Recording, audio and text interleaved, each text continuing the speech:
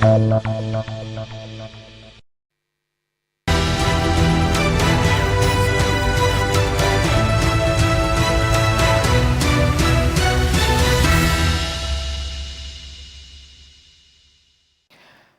Sunday, June 1, 2025. Good afternoon. You're welcome to Weekend Central live here on TV3. The bulletin is also live on DSTV channel 279. We're streaming across the world on Facebook at TV3 Ghana, where you can join us with your thoughts and your comments as well. I am Godwin Asidiba. And I am Judith Brown, coming up with the bulletin this afternoon.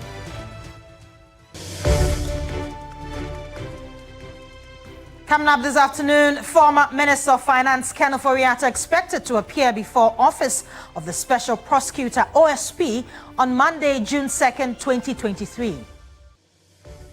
Also coming up, Ghana Statistical Service GSS survey reveals widespread citizen exclusion and bribery amid Ghana's push for governance reforms.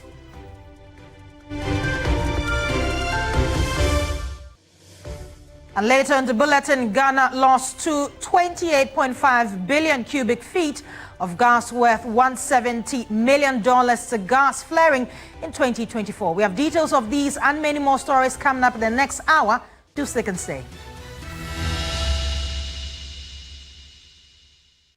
We begin the program from here.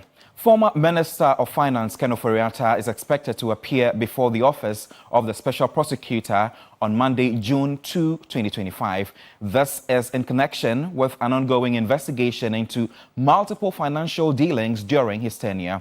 The Office of the Special Prosecutor directed the former Finance Minister Ken Ofori-Atta to present himself in person at its headquarters on Monday, June 2, 2025, warning that failure to do so will carry serious consequences. In a statement, the OSP cautioned that should he fail to honor the summons, he will be reinstated on its list of wanted persons and officially declared a fugitive from justice. Office of the Special Prosecutor further warned it would begin processes to issue an Interpol red notice, potentially subjecting the former minister to international arrest and extradition. The Office of the Special Prosecutor is investigating the former Minister of Finance Ken Ofori-Atta over 5 major issues during his time in office under President Akufo-Addo. The issues under investigation include petroleum and minerals revenue assurance, contractual agreements between Strategic Mobilization, Ghana Limited and the Ghana Revenue Authority, termination of a contract between the Electricity Company of Ghana and Beijing Zhaozheng Technology, the procurement procedures and financial transactions related in the National Cathedral as well. The others are the Ministry of Health contract with Service Ghana Auto Group Limited for purchasing and maintaining 307 ambulances and the handling and disbursement of funds from the Tax P Fund account of the GRA.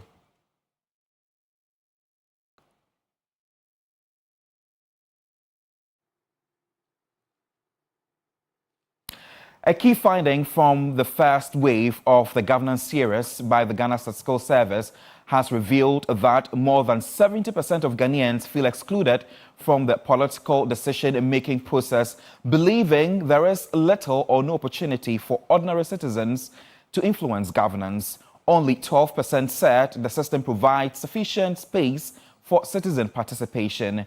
The findings also revealed that corruption remains a major concern, with 55.7% of people reporting contracts with public officials in 2024.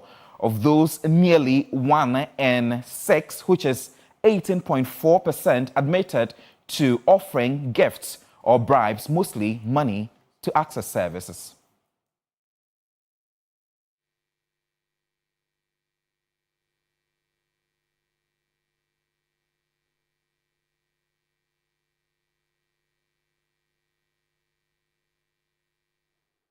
We proceed further to have a conversation on the back of this. Professor Enoch OpokuEni is a governance expert. Thank you so much for your time, sir. Prof, what do the survey findings say about the current state of citizen participation in Ghana's democratic processes?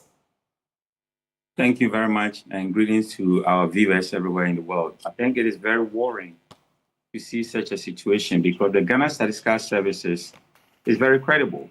And if you look at the report conducted between January 2nd and the 20th, they sampled 7,200 respondents.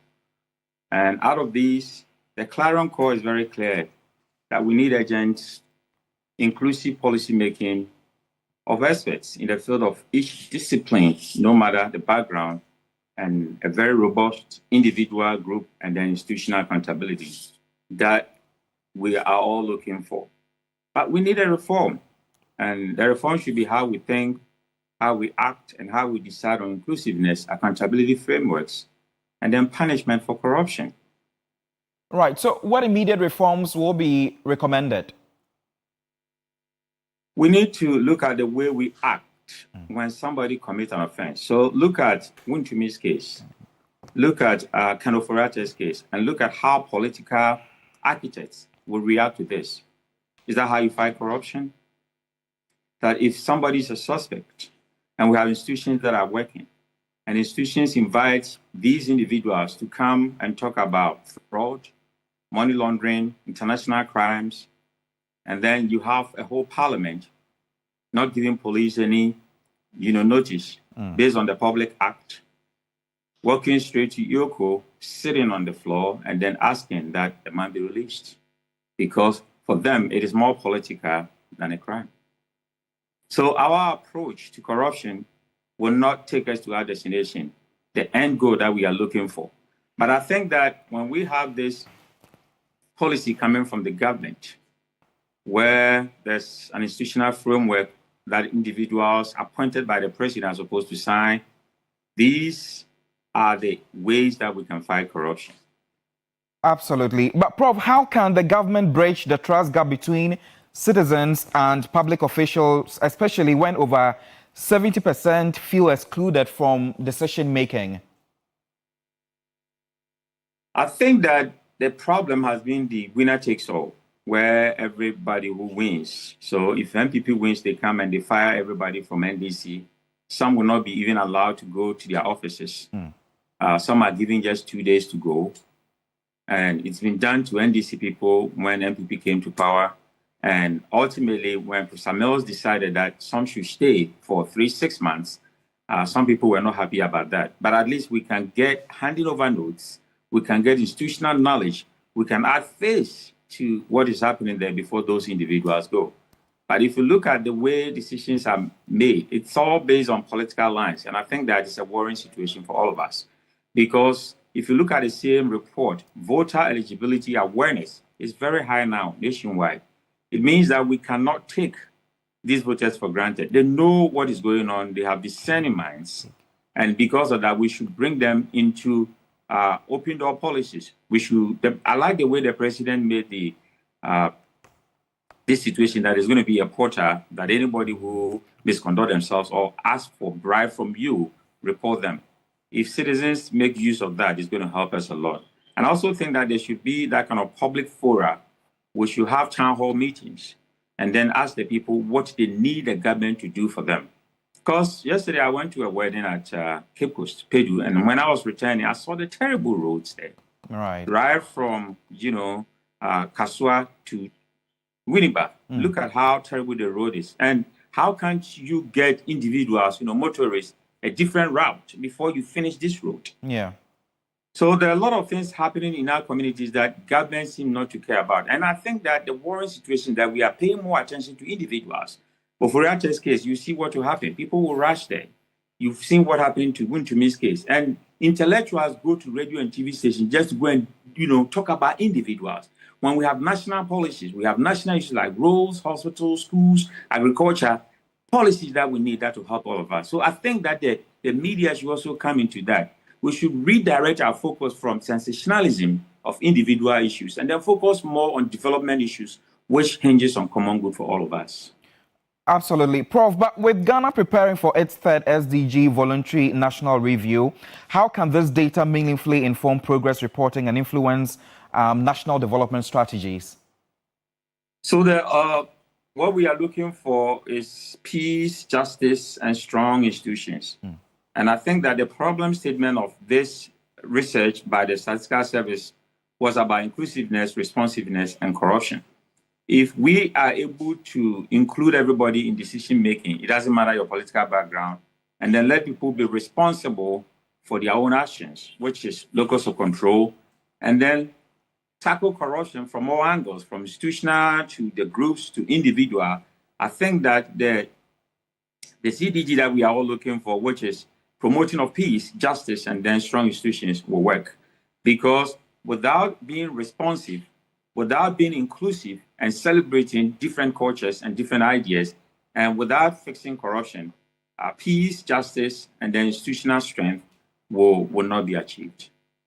Right. Thank you so much for your time. Professor Enoch OpokuEni is a governance expert.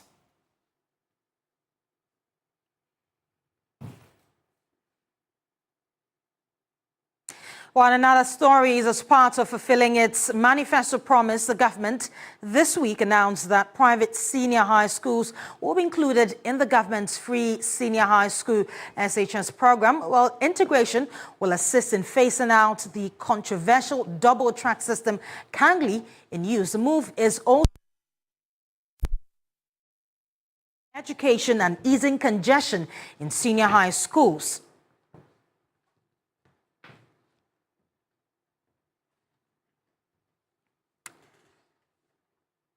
Well, Obenfo Nana Kwesi Jetwa is Executive Director of the Ghana National Council of Private Schools, Knockoffs, and he's joining me right now in studio. Good afternoon, sir. Good afternoon. Thanks so much for coming all the way here. But your members have been calling for this for quite a while now. How ready are they for this? Thank you very much, and good afternoon to all the viewers this afternoon. Right. Private schools over the years, since the introduction of the free senior high school policy, have been calling for such an inclusion. And we have to take this opportunity to appreciate the fulfillment of the promise that the President, John Dramani Mahama, gave during his campaign tour. Right. And we are very, very ready for that because we have infrastructures, we have all the educational materials that are ready to support, expand the assets of quality education in Ghana. Right now, you say you're ready, but what do you need from government? What do you require as members from government to make sure that you as a group maintains quality standards of education? You know, the free SHS policy is coming in to eliminate the burden of parents who are not able to pay for educational delivery. And we, the private schools, are coming in on board as providers that will be able to absorb such students, and government coming in to shoulder and pay for such kind of services that we are giving it to the students. And in that call, we need to also emphasize that at this point in time, the government is giving the private schools day students. Right. And so the cost of running a school as a day is going to be taken care by the government. And already there's a budget allocation that the government has already given to allocated to the free SHS policy. So it's within that budget that the government is going to take care of the administrative costs. Being able to take care of a student in a school within a day or within a term is going to be taken care by the government. So it's going to be like a voucher system where when your ward is in the private school, hitherto you have to pay. By this time around, government is going to take care of that for the parent. Now you know that you have the aim of phasing out that double-track system whilst easing congestion. How does your members, your group, intend to collaborate with government such that you're able to ensure a smooth transition and equitable placement of these students in both private and public institutions? So we have an MOU that we have given to the government. Government has actually perused the MOU, and an offer has been given, which we have also accepted the offer. And in it is that the private schools within this academic year, which we are going to start the 2025-2026 academic year, some harmful private senior high school will be piloted.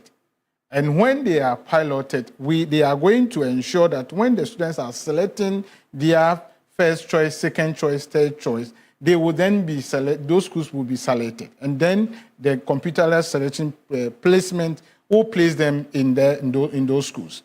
At the same time, there's that kind of mechanism to ensure that supervision and monitoring of whatever such a private school is doing is in alignment with the policy framework that governs the free senior high school policy. So there's a clear roadmap that we have actually agreed upon, and there are no hitches around it. And the beautiful concept is that the government has given their bid of the offer. We, the Private Schools Council, have also accepted the offer, so we don't have any qualm of issues at all.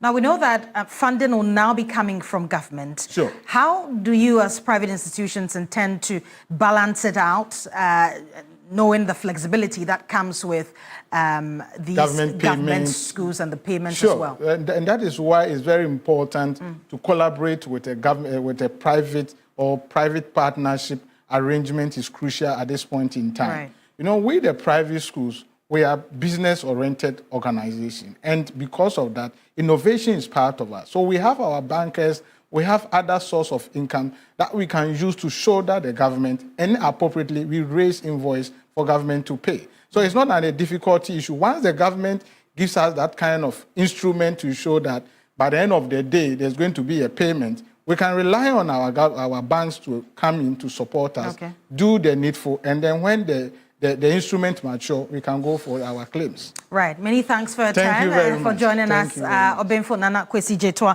He is the Executive Director for the Ghana National Council of Private Schools, Knockoffs. He has been speaking to us on the latest development where government is deciding to include private institutions in the free SHS policy that started some years ago. Godwin.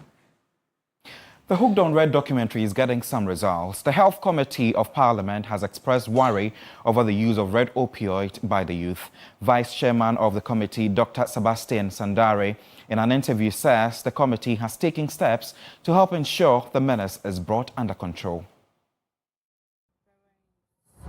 Forever once, never given me to believe in second chance. The use of red among the youth has reached an alarming rate. Some believe the use of the drug helps them work long hours or engage in hazardous tasks. Yes, a drubi, a conumbi na jaya timidi akwa juma koye akobo hard. I'm a koso bishe ya ne. Say minimi se o de kanwa no and jaya no inye easy. Drug no amama ne me rentamatiti over years ache kura. Ye koba ya ni se afi ade na me de me ho be shame no. Afi amama nya sika ahwe. But Vice Chairman of the Health Committee, Dr. Sebastian Sandare, says more education on the dangers of the drug is urgently needed. We have to intensify public awareness, the need for health education on the use of these drugs, because we see the side effects or the harm that is causing on our youth, because they start small, get addicted, and it's not difficult, to stop. So it's for all of us, the churches, the mosque,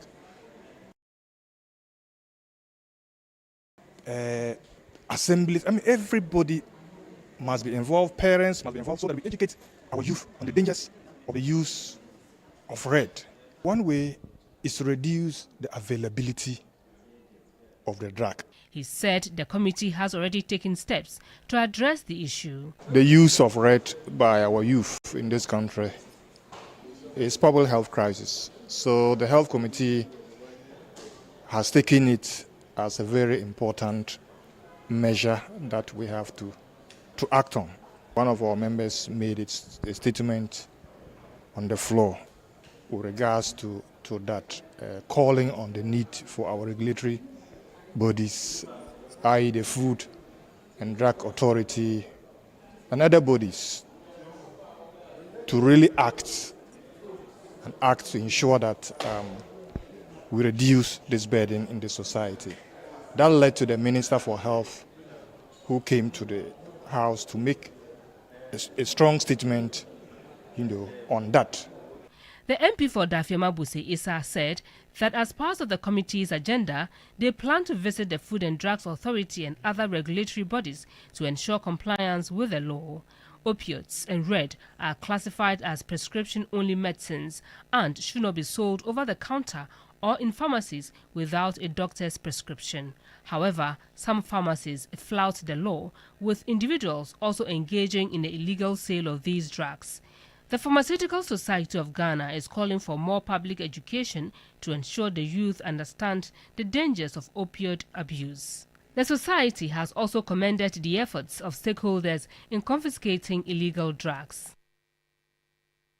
We're going to stay on health issues now. For over 20 years, the Tafo Government Hospital Maternity Block Project has been only left to faith. Overcrowding a strain on the hospital's limited resources, a common spectacle.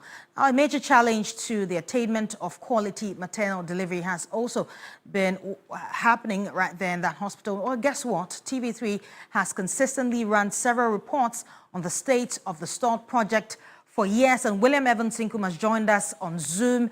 William, I hope there's a change in that narrative. Well, sorry, no. Since 2002, there hasn't been a change of narrative, but just reduced to, political rhetoric and promises. But then, if you go to Tafo Government Hospital, you still see that level of overcrowding, and sometimes cases which are serious have to be referred to Kopanochi Teaching Hospital. Very difficult. But I have been engaging the Member of Parliament for Tafo constituency, just wanting to know what is the level of commitment as far as ensuring the completion of this particular project is concerned. And this was his reaction. Right. 2021-2022, I called the Minister of Health on the floor of Parliament. I called him to come to Parliament, to come and answer to questions. That's why this maternity block is still there. It is difficult, but I keep on doing my bit. The little things that my personal capacity will be able to hold, I am trying my best. So today, I donated about 150,000 Ghana cedis to the Tafo Government Hospital, which is supposed to cushion them in health delivery here in Otafo. Well, I was not born here, but where I was born is just about 100 meters away. We call Abotanso Clinic. But almost every day, we have people also coming to the labor ward. The difficulties that they go through, it's an eyesore.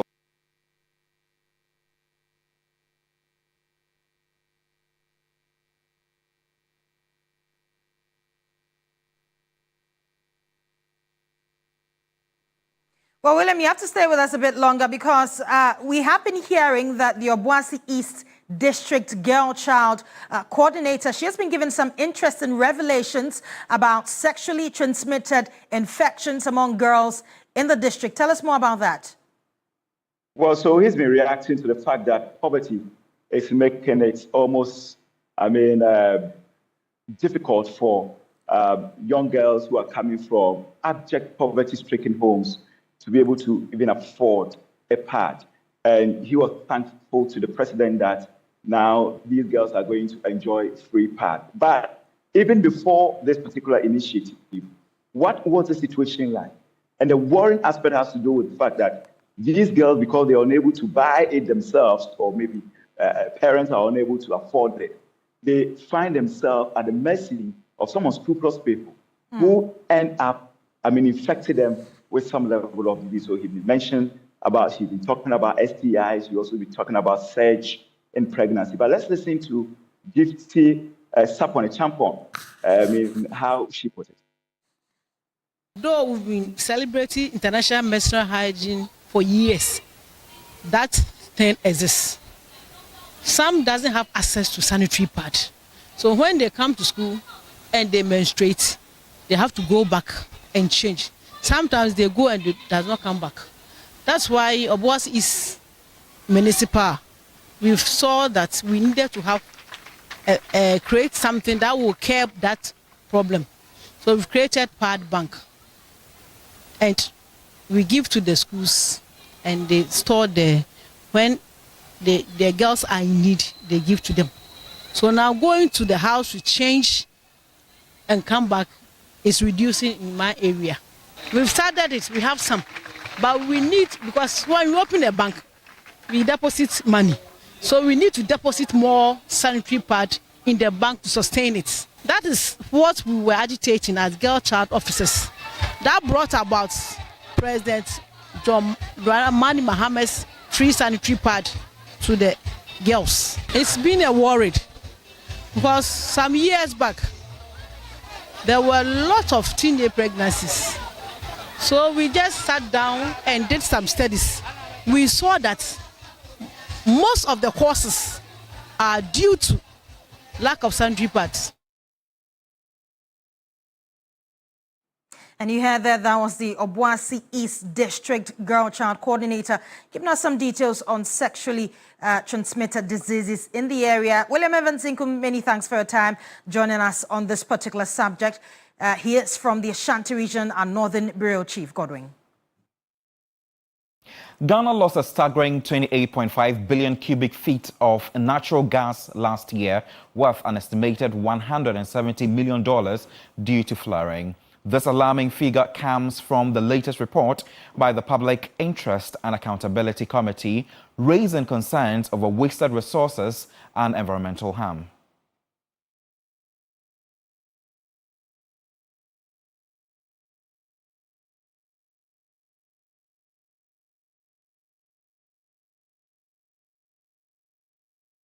Billy, 10 and Sankofa fields fled 28.5 billion cubic feet, a sharp rise from previous years.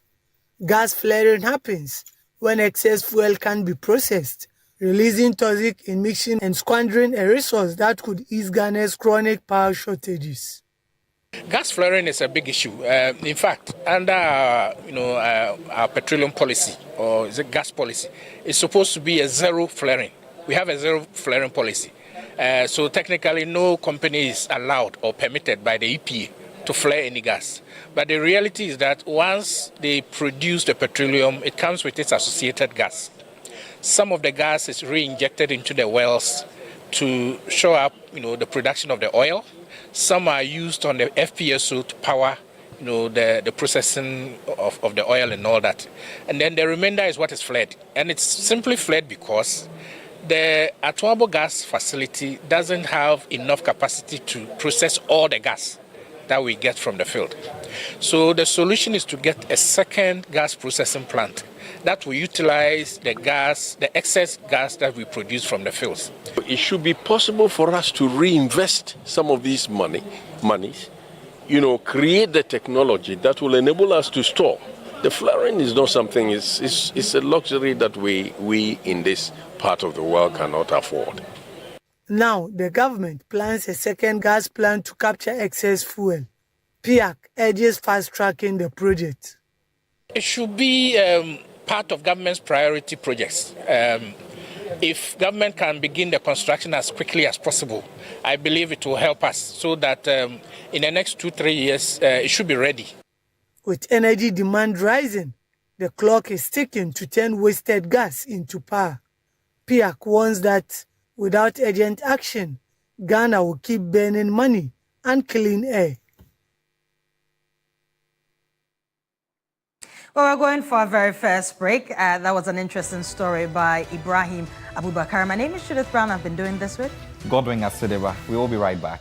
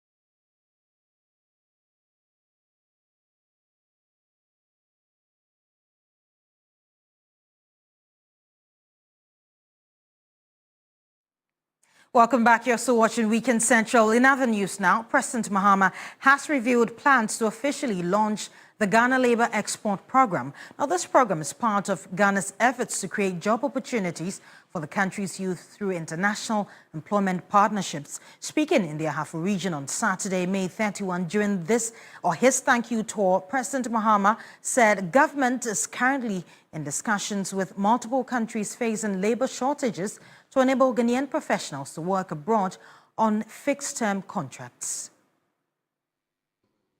We'll soon launch a Ghana Labour Export Program. There are labour shortages in many countries across the world. We are negotiating with several of those countries to export some of our professionals to work on fixed-term contracts abroad. This will include agricultural workers, construction workers, electricians, welders, mechanics, health workers, chefs and caterers, drivers, machine operators, warehouse supervisors, among others. A contract has already been signed with one country for the export of 2,000 temporary workers. Young qualified people will be selected fairly from all the 16 regions of our country, including Ahafo. How far can you survive on 19 cities, 97 pesos a day as a minimum wage in today's Ghana? With rising costs across the board, it is enough to meet the basic needs of workers. Beatrice Sowa has been finding and speaking to a food vendor and expert who have come together to speak on this issue, and she came through with the following report. When you come and do the pepper for me.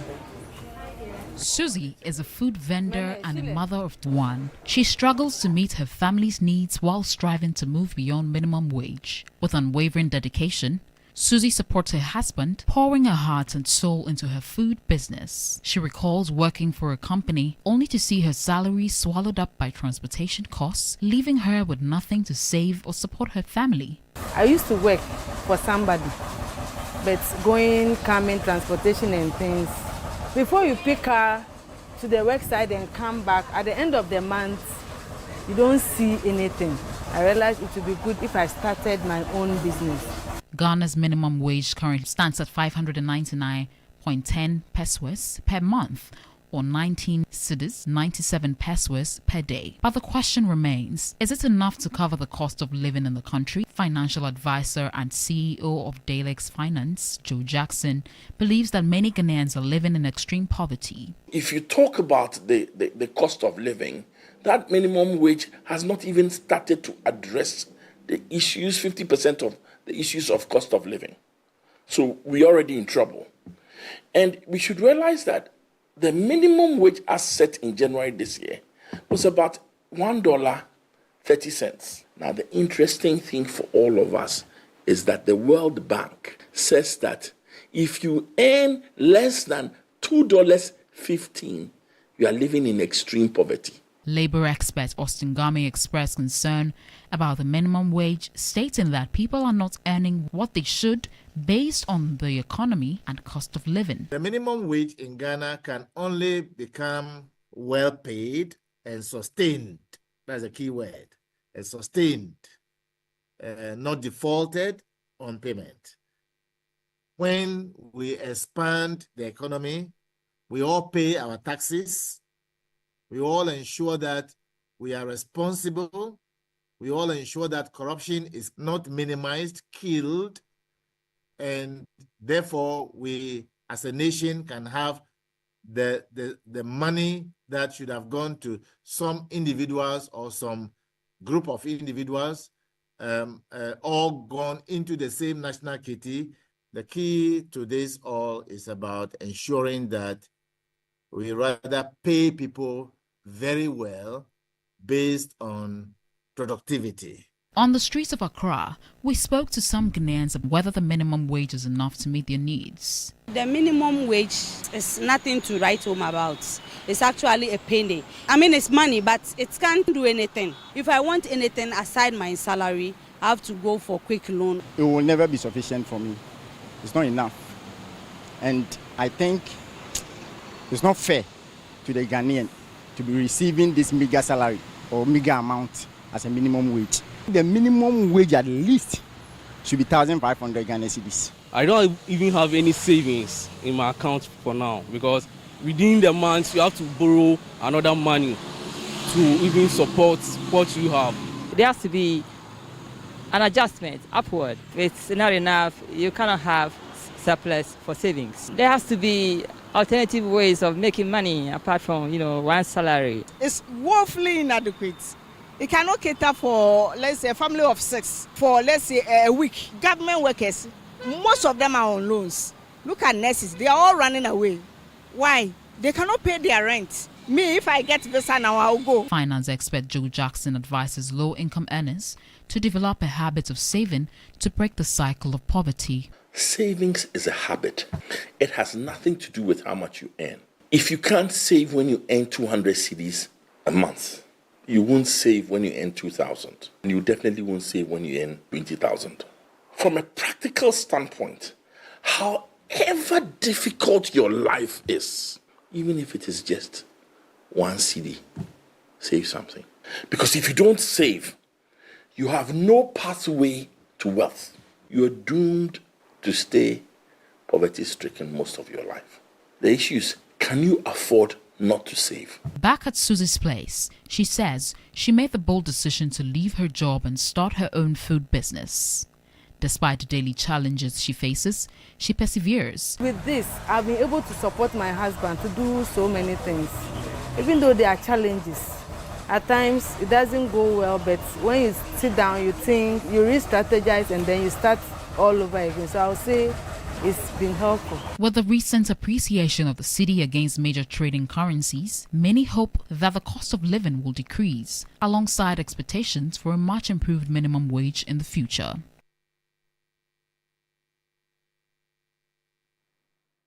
Now, there's a growing public safety crisis unfolding in Kumasi as non-functioning traffic lights at major intersections continue to endanger lives and worsen traffic congestion. Traffic signals at some high-risk intersections within the metropolis have remained dead for months, some for over a year, despite repeated accidents. Ibrahim Abubakar reports on the alarming situation, which has left pedestrians and motorists fearing for their safety, as calls mount for authorities to act before more lives are lost.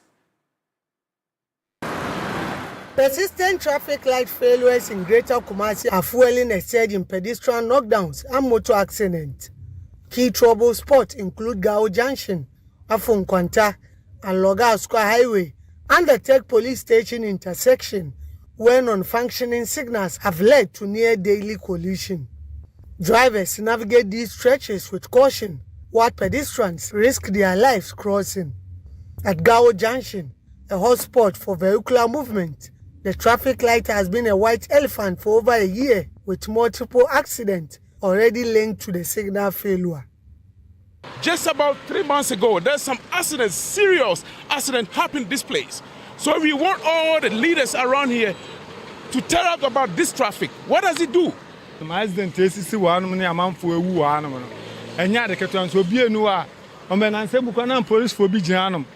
The number of accidents and associated fatalities that occur on this stretch is quite alarming, all because of the non-functioning of this traffic light.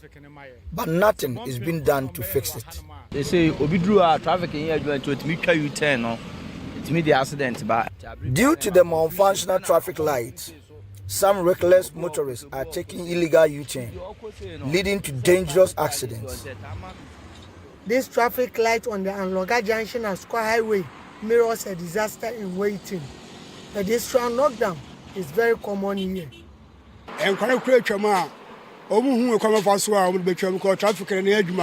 The traffic light situation is very worrying, especially when school children are crossing. Just 4 months ago, a co-tenant of mine tragically lost her life when crossing this road. She was hit by a speeding motorcycle and died on the spot.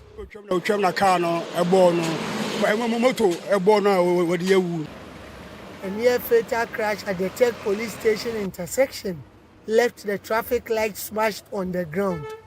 2 weeks later, the broken signal still lies in ruins. It has been a challenge for us for some time now. But the police had been doing quite well because at least they have been controlling the movement. And so that is what we would take for now. With accidents mounting, citizens are hoping to see the repair of this important road infrastructure before more lives are lost. Some road safety stakeholders are already urging government to modernize traffic control systems and implement solar-powered lights to reduce dependence on the national grid. Ibrahim Abubakar, TV3 News, Kumasi. And that report takes us on a second break. We'll be back with more news. Do stay with us.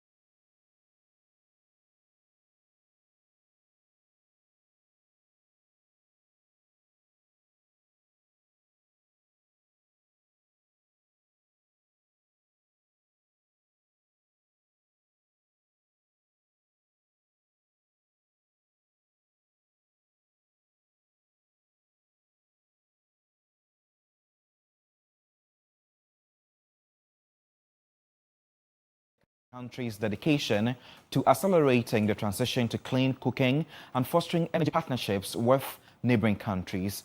Policy advisor to the Vice President, Dr. Samuel Ofosu-Ampofo, read a speech on her behalf at the Africa Energy Technology Conference 2025 in Accra. Access to safe and sustainable energy remains one of the most pressing needs for millions of Ghanaians, especially when it comes to clean cooking solutions in homes. In a recent public address, Vice President Professor Nanajin OpokuEni reaffirmed government's commitment to advancing clean cooking technologies and strengthening regional energy partnerships. Your Excellency acknowledges that sustainable energy must begin in our homes, especially in our kitchens, and the government of Ghana remains firmly committed to advancing the clean cooking agenda in alignment with our climate goals and the Paris Agreement. The message also emphasized regional collaboration, recognizing that sustainable energy supply must go beyond national borders. That is why Her Excellency, the Vice President, continues to champion regional energy cooperation through frameworks such as the West Africa Power Pool and the Africa Continental Free Trade Area. Ghana is proud to take its place, a key partner in this effort, investing actively in cross-border energy connections and believing firmly in a future where no African child is left in darkness. The energy sector has been burdened by years of power instability, stalled infrastructure, and political interference. Some experts believe the real issue is the lack of trust. We don't seem to see a past government's policies through. We come with our own, and it changes the whole circumference of things. I think we've got to get to a stage where we can trust what other governments have done to move the energy sector forward, especially upstream. Solar energy installation was also discussed. I have said, if for nothing at all, we should put solar on all government buildings. And that conventional power, we move into industry. And we need to be able to monitor to make sure that those solar panels are working. We've put solar on the Ministry of Energy for years. Is it working? It's not working. So the monitoring of these things is very important. Access to clean, affordable energy remains a shared goal across the continent. From improving how to cook at home to strengthening cross-border power links, the vision is clear, but turning that vision into lasting change will require action, trust, and a commitment that goes beyond the headlines. Safa OpokuEni, TV3 News, Accra.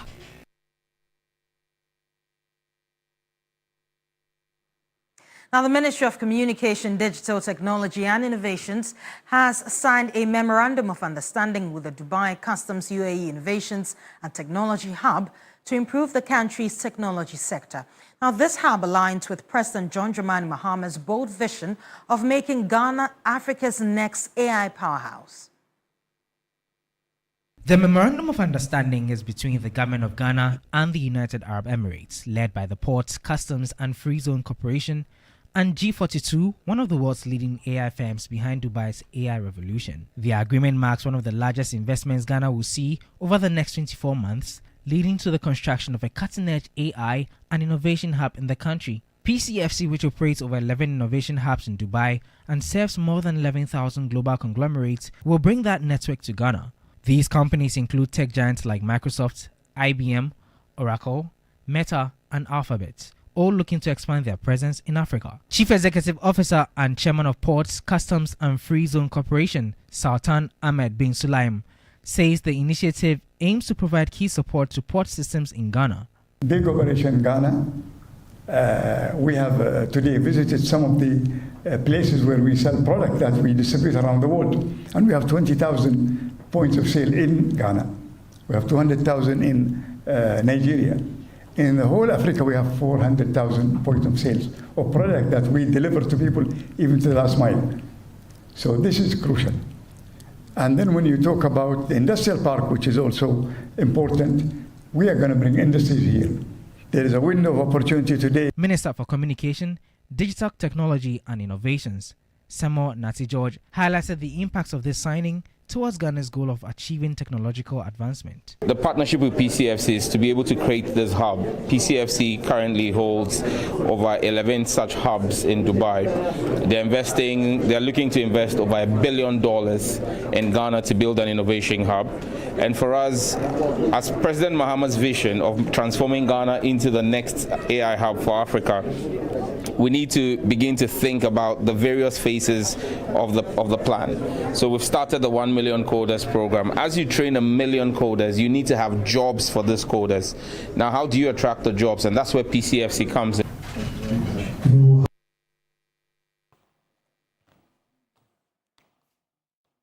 The Supreme Court this week dealt a blow to suspected Chief Justice Gertrude Torkornoo after unanimously dismissing her bid to halt the impeachment proceedings against her.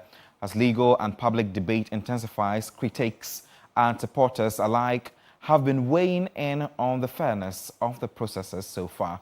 Here's a wrap of how events have panned out this week in count and the subsequent reactions. On Wednesday, May 28th, the Supreme Court unanimously dismissed an application for an interlocutory injunction filed by the suspended Chief Justice, Justice Gertrude Saki Torkornoo. She had sought to halt both her suspension and the ongoing impeachment proceedings against her, pending the final determination of a suit challenging the constitutionality of those proceedings. However, after hearing submissions from both parties, the 5-member panel of justices presided over by Acting Chief Justice Paul Bafo-Boni dismissed the application, stating that it was without merit. Former Attorney General Godfrey Dame was displeased with the outcome. And I'm quite surprised that the Supreme Court for more or less acceding to the expectation of such violations like this, the highest judicial officer.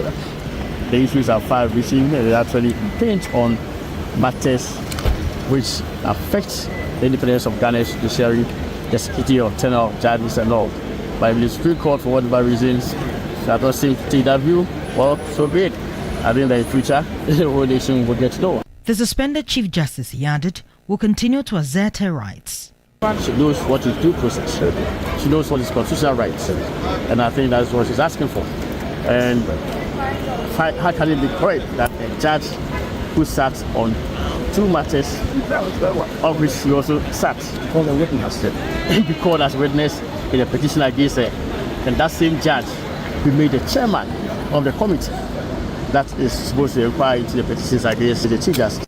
Speaking on the key points, Chief Executive Officer of the Ghana Shippers Authority, Professor Ransford Jampo, said that if the suspended Chief Justice Gertrude Tokonu has done wrong, the law must take its course. We should be careful in jumping to conclusions based on people who are whimsical and capricious in doing some of these, analysis. Look, Albert Tokonu, in my view, is showing a lot of double standardness.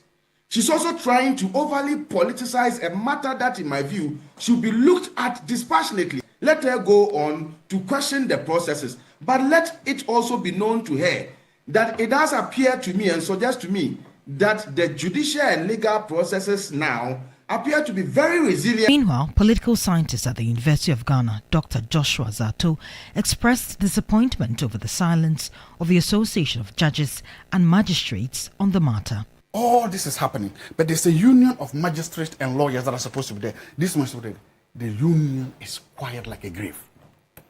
The union have just given up on this woman. I don't know whether they act as an actual union, but I've never seen any union anywhere in the world be so cold-hearted, so disinterested when one of their members is going through this. I've never seen it. If they are coming for the head of the judiciary and the union or the association that's supposed to defend and protect the judiciary is quiet, are they complicit? Deputy Director General of the Narcotics Control Commission, Alexander Chumberima, also weighed in, stating that the Chief Justice's lawyers appear to be driven more by emotion than by legal reasoning. And in this case, I am yet to see the very right that has been, tampered with. Unfortunately, they keep running around the thing, Sometimes it's like they are becoming more emotional than being legal. But as lawyers, we don't have any business to do with, anything emotions. We deal with the law. Mm-hmm. And as Madam rightly said some time ago, the law is always the law. No matter what noise or argument that you make out there, the law will never change, and it will still remain the law. They will wish that the thing become very, open and not in camera. Yeah. Again, very interesting. When you hear lawyers speaking in this manner, I asked myself, that's why I made mention earlier on that I don't know whether there's a new constitution that has been written that some of us are not aware. For now, the 5-member committee chaired by Supreme Court Judge Justice Gabriel Scott Boamang, which is looking into the prima facie case against the suspended Chief Justice, will continue to sit until the determination of the main case seeking to halt the process. Well, it's been an interesting bulletin today. It has been, actually. And Hooked on Red will be repeating again today at 3 p.m., so do make some time to watch.